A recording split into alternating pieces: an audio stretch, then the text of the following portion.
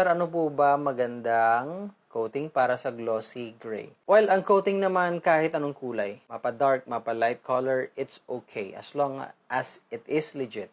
Ibig sabihin, hindi yung mga mumurahin na nabibili natin sa Shopee or sa Lazada or kung saan mang website. Meron kasi, may mga lalong-lalo yung mga masyadong mura, 200 pesos, 300 pesos, medyo magtaka ka na. I can't say 100%, I'm sure, syempre, pero nakapag-test na ako ng up to 400 pesos and wala, parang wala lang.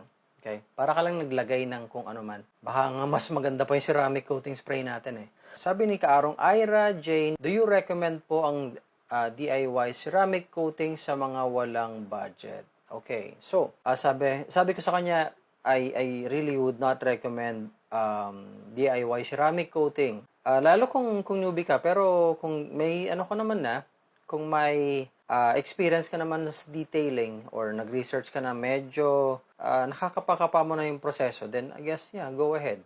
Okay? Ang pag-DIY, mas maganda siya gawin pagka luma na yung gagawin mo actually. Pagka bago na kotse, halimbawa, or motor, medyo hindi ko siya i-recommend. Okay? It requires, I guess, kahit paano knowledge pagdating sa pagdi-detail ng motor at sasakyan.